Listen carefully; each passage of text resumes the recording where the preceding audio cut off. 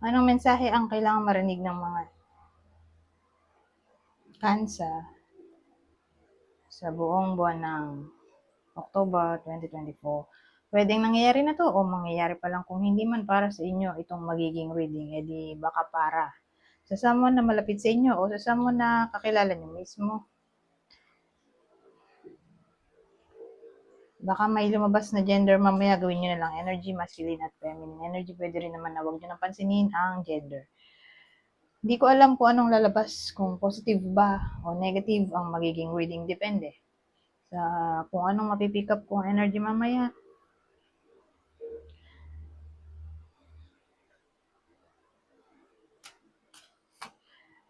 Magsimula na tayo.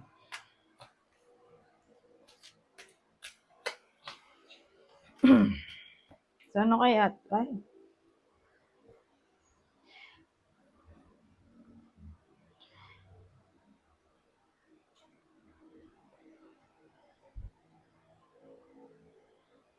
Kasi ang dating dito, may something na hindi malampasan. Lampasan. So, inisip ko ano yun. Probably cheating? Dahil dito, ito magandang motibo. Kaya lang pag ganito, hindi maganda syempre.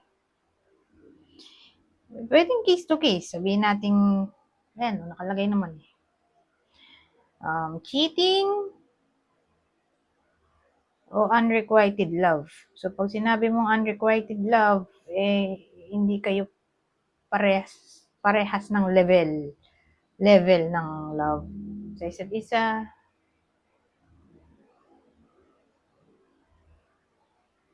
O may someone na manipulator. So, case to case basis. Hindi siya malampasan dito. Ito yun, oh. No contact siguro sila ngayon. Parang hindi maganda sa Manila sa kasalukuyan. Yan ang current situation. Pero dahil may discord tayo dito. Kasi ending yan, di ba? O, change.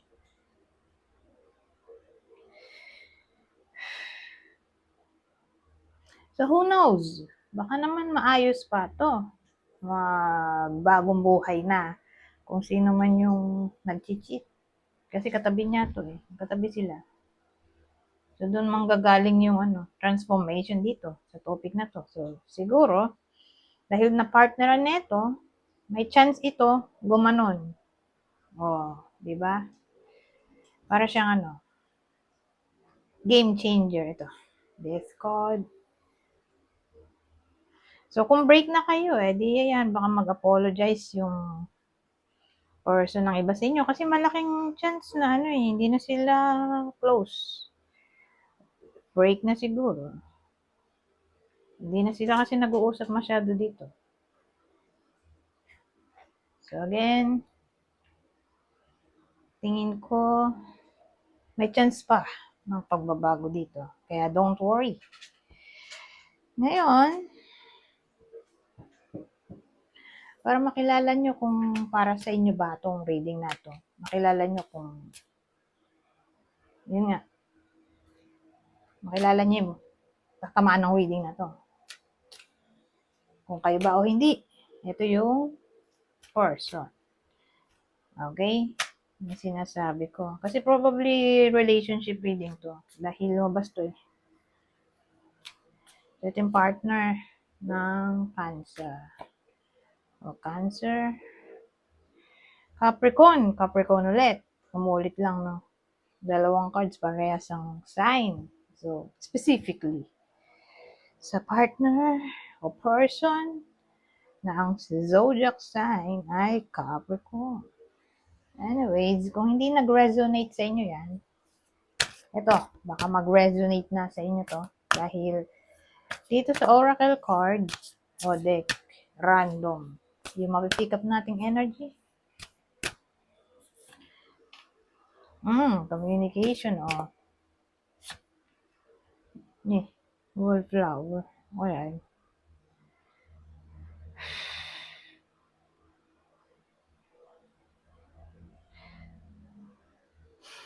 Kasi ito, pag nakita ko ito yung card ng introvert. Parang ayaw niya makisalamuha sa iba, ayaw niya magsaya. Parang bored siya dun sa lugar kung saan maraming nagsasaya pero siya yung bored dahil di niya trip. So pag pinagsama natin to at ito, edi asahan natin na magkakaproblema yung iba sa inyo sa topic ng communication for some reason. Kasi ano to eh, pwede siyang um, ayaw mag-reply, ayaw makipag-communicate, tamad mag-reply. Uh-huh. So problem to in general sa communication.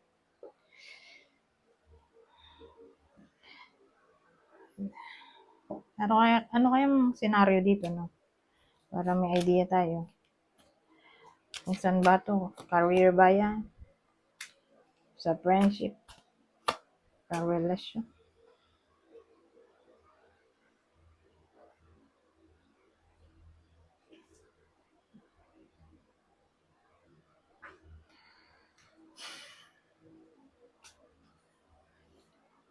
So, inalam ko na kung saan. Hindi ko kasi magets dito eh.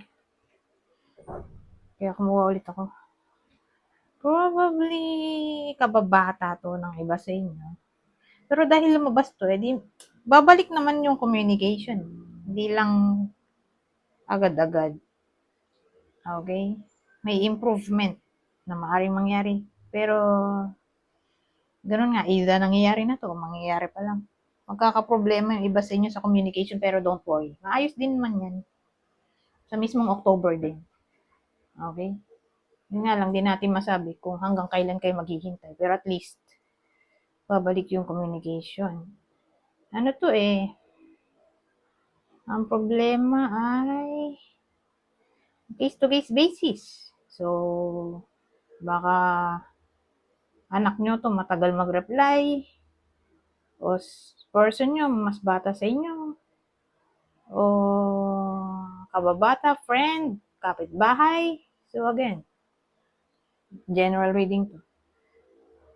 Alin sa mga yan ang matagal mag-reply o hindi mag-reply o magkakaroon kayo ng problema sa communication? Ex, ex din. Pwede. So, ulitin ko. Mga bayan.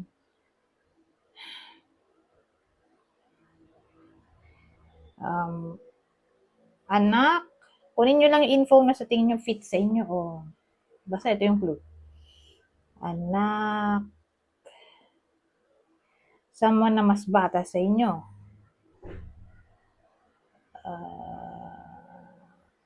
Ano pa ba yung mga sinabi ko? Ex, kapitbahay, kaibigan. Pero kung kaibigan to, as in matagal na sila, para silang childhood friends. As in kababata, parang kaibigan niya na, simula elementary, high school, gano'n. Ano pa ba?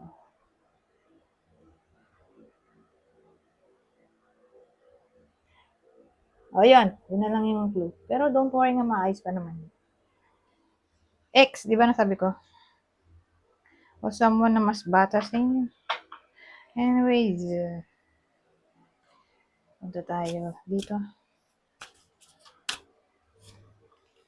Oh, gossip oh. Kaya to. Gifts. At least, di ba maganda yung partner? Gossip, gifts, ano yun? Parang may magchichika sa iba sa inyo oh, na makakatanggap daw kayo ng gift o any kind na ng opportunity. Na parang bago pa dumating sa inyo, alam nyo na in-expect nyo na. Kasi may nagbalita, oh, nagbulong na. So sabihin natin mapopromote yung iba sa inyo. Hindi na kayo masya-shock kasi may nagbalita na sa inyo. So, fake na lang siguro yung emotion for the sake lang na kunwari, hindi alam. Pero, ang dating bago pa i-announce yung good news, alam nyo na nga. So, again, kung promotion, may magbabalita na sa inyo bago pa sabihin ng boss. Alam nyo na. So, ano pa ba? Hindi give ay promotion, new opportunity, na new. New na masaya. Good news. Award, reward. Maganda naman yung chinichika niya kasi maganda yung combination. Halimbawa, may nagkakagusto daw sa inyo. Ganun. Di ba? Pwede rin. Chinika na dito. Lalo na kung crush din, di ba? Halimbawa, yung iba sa inyo may crush. Tapos binalita nung kaibigan niya na type din pala siya nung crush niya. Pwede rin.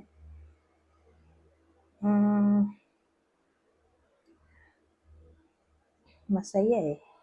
Ano pa bang masaya? Na pwedeng chika.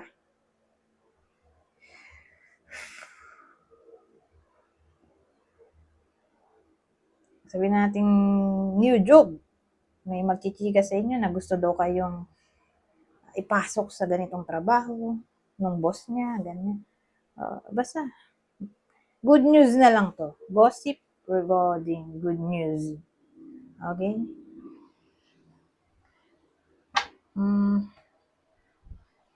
So, punta tayo dito. Basahin ko na lang. Kuha lang ko ng isa. Okay? Ito ay advice o extra message sa buwan na to. So, sabi, hot. You start to feel your heartbeat faster as you get closer.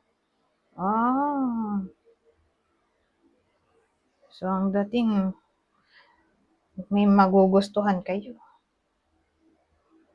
Heart eh. So, yung iba sa inyo magkakaroon ng gusto. So, paano nila malalaman kung gusto nila yung tao? Ayun, doon nila mapapansin na may kakaiba. Pag bumilis yung tibok ng puso, ibig sabihin nagugustuhan niya na yung lagi niyang kasama siguro na tao. Parang development of feelings, nagka-developan. Sabihin natin crush. Kaka-crush yung iba sa inyo. Baka magustuhan nyo na rin yung nagkaka-crush sa inyo. Depende, case to case basis. Pero ito ay para siyang crush. Pasimula pa lang, you start eh. Start the beginning, di ba? Tapos heart. So, parang new romance to. Para sa iba sa inyo. Lalo na ko single. Siyempre, hindi naman advisable to sa in a relationship. Kasi grabe naman, utang na loob. So, doon lang tayo mag-focus sa single. Anyways, hanggang dito na lang. Goodbye for now.